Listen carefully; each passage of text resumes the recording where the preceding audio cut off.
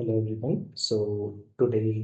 From today onwards, we will be solving all the coding problems that has been asked in the thesis.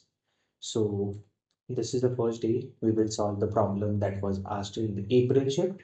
So let's jump into the problem. Before jumping, let me quickly give you a brief overview of how the things works in TCS and QT, right? So in TCS and QT, you will get two coding problems, and out of those two, if you are able to solve the first problem, basically you might get a chance for the digital interview, right? Until and unless everyone in the group has solved more than one, then there might be a bit difficult chance for that, but still you might get a digital chance if you are solving one problem. And if you could solve 1 to 1.5 to 2 problems, you will definitely get a prime interview, right? So this is the basic trend that has been seen in the past few years. So this might give you an overview of how many problems or what should be the preparation level of your side from your side to the coding problems, because coding problems only hold the most major chunk of the marks, the major numbers. So that is most important, right? So let's look at the problem statement now. Um, the problem states that you are given two strings S and T consisting of lowercase English letters. So this was asked in the April shift, if I'm not wrong. It was on 15th of April, first shift, right? So you are given two strings S and T consisting of only lowercase English letters. Your task is to determine whether the two strings are anagrams of each other or not, right? Two strings are said to be anagrams if they contain the same number of characters with the same frequency, but possibly in any different order, right? For example, listen and silent. These two are anagrams of each other, right? So silent, right? So I hope this is clear. The problem is the number of character in this string, let's call it string A, right? This should be equal to the number of characters in B, and all the characters, frequency of all the characters should match. Means in this, if you look, the frequency of L is 1, I is also 1, S is also 1, T is also 1, E is also 1, and N is also 1, right? And if you look at this one, S is 1, I is 1, L is 1, E is 1, N is 1, and T is 1. Same, all the characters are over here. Both are same, right? So this is the problem statement. And if you look at the time constraints given to you, the n, the size of the string, that would be 1e5, right? That is 10 to the power 5, right? So you need to write a solution which will work in big O of n, right? So let's look how we can conclude to the solution. So a basic thought would be to use an unordered map, right? Now, what is an unordered map? If you don't know, so be familiar with it, because it is the most easy thing that you could use, right? So it can be used to store any type of variable, right, in the form of key value pair, right? So you will store it like a character and int, right? So what is this is create a map, right? Create a map of any number of characters that you want, and out of that map you can store like map of, you can name it as map, and map of A can store the number of count of A, that is 1, let's say, and map of E, let's say, was also 1. Similarly, map of S was 1. So this is how this unordered map works, right? So what we can do is create an unordered map. We will create two unordered maps. First map will be MP1 and second will be MP2. These two maps will store the frequency of each characters of the respective strings. The first one will store of the first string A, and the second will store this of the second string B, right? And after this, what we will do is we will traverse from A to Z and check if all the frequency in map 1, right? Map 1 will store the frequency of the first string, and map 2 will store the frequency of the second string, right? Now we will simply check if map 1, the count in map 1 is equal to count in map 2 of A. Similarly, we will do for B, similarly C, and so on and so forth until Z, right? So this is the process, right?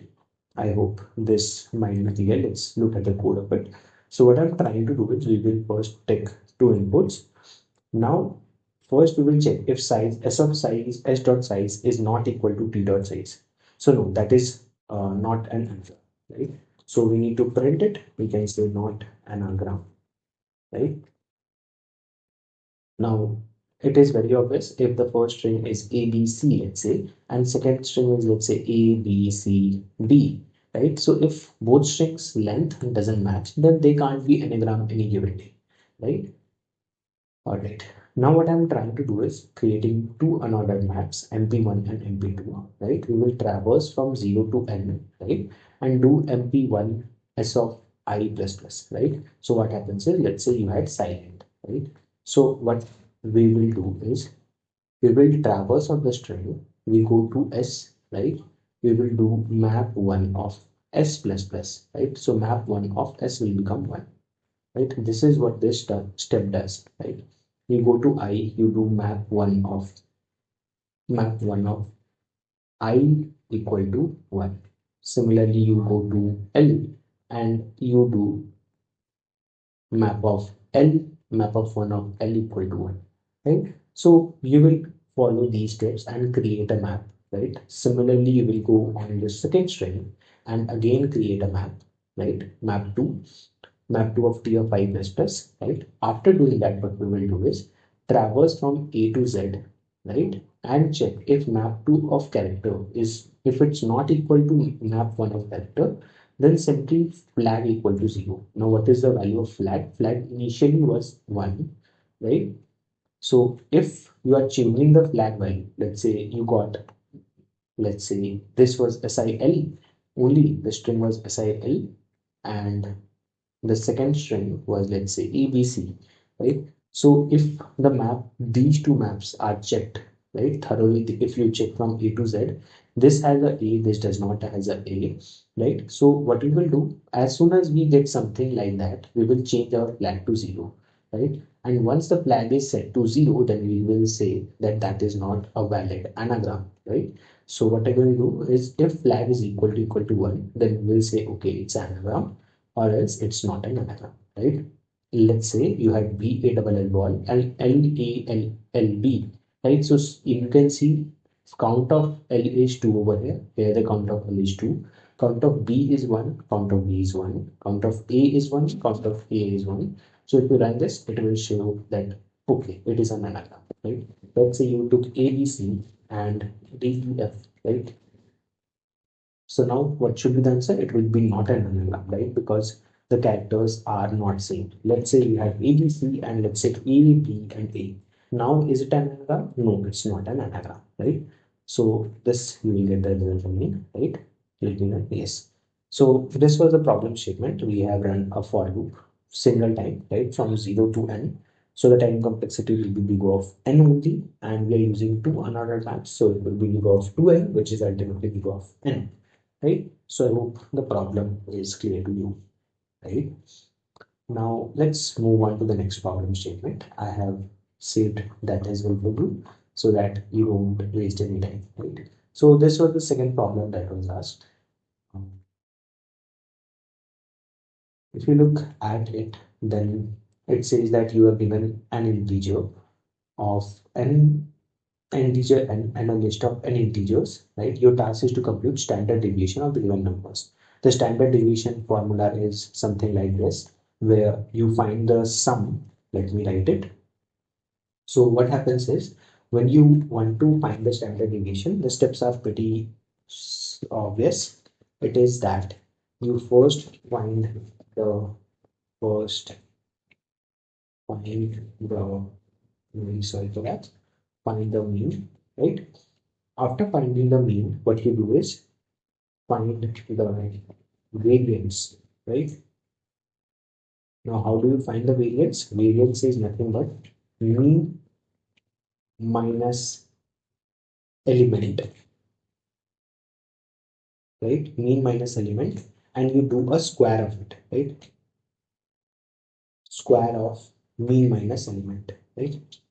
After doing that, what you do is you do a square root of whatever the variance you got. Square root of variance, right? Sum of all variance, not only a single element, but all the variance which you had. So these are the three steps to find the standard deviation, right? If you look at the formula, it ultimately boils down to that one only, right? So this problem statement, let me write it, is now pretty obvious. First, we need to find the mean. Now, how do we find the mean? To find the mean, we do is what do we do is we find the sum of all elements, sum of all elements, right? And divide it by n, right? N means number of elements, right? Number of elements, right? So by this way, you can find the mean easily, right? Now find the variance. Now, how do you find the variance? Let's say you had, let me take a quick example. I have already find this 2, 4, 4, 4, 5, right? So the example is 2, 4, 4, 4, 5. And answer for this is 0.98, right? Now what we will do is first calculate the mean. So to calculate the mean, what we can do is simply do sum of all the elements, right? So it becomes 2 plus 4 plus 4 plus 4 plus 5, which is 6, 10, 14, 19. And it is divided by 4, which is ultimately near about, you can calculate it is 4.75, right? Now, after calculating the mean, what we need to do is calculate the standard variance, right? We need to calculate the variance as well. So how do we find the variance? Variance is nothing but whatever the value you had. Initially, the array had 2, 4, 4, and a 5. Now we will do is 2, whatever the value of the array element is, minus the mean value, minus 2.4.5 and whole square of that element, right? You will calculate it for all the elements and do a plus equal to, means you will find the sum of all the variances. After finding the sum of all the variances, what you will do is do a square root ultimately, right? So at the end, you will do square root of the sum of variance, and this is what you will need to return, right? So the problem is obvious, and the approach, there is no like logical thinking to it. You just need to apply the steps which are given to you, and you will reach to the solution, right? So if we look at it, so the problem statement had an n which was till 1e5. So again, we need to write a solution which is big O of n, right? So let's look how we can code it. It is more of a coding problem, right? Rather than logical problem. So first we got an int n. We stored it in a vector, and we will first calculate the sum of the elements, right? So we are using double. The reason for that is in the problem statement, it was written print the standard deviation rounded exactly to 2 decimal parts. So we need to store it as a decimal. So in order to store it in a decimal, we use a double in C++, right? So we are using double. Now what we will do is take the input of the array and do the sum plus plus, right? Now how do we find the mean of any given sum? Is simply by the sum of the all the elements divided by n, and after that we can calculate variance. Now how do we calculate the variance?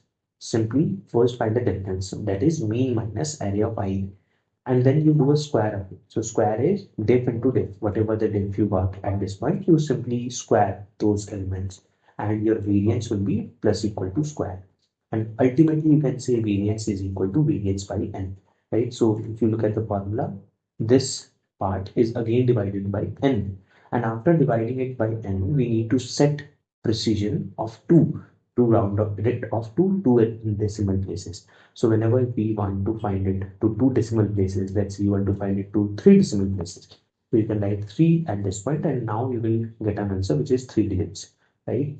Let's say you wanted to find it for 4, so you can do it for 4, and again it will give you a solution which is for 4 digits, right? So what you will do is set precision of whatever the value you want and square root of the variance. So ultimately you get an answer, as we were allowed only for 2 digits, so I will write it 2 at this point, and this was the code for the second problem. I hope the second one was also easy one, and hope to see you in the next one. Let's crack all the problems of the previous year. Thank you for watching. Please subscribe.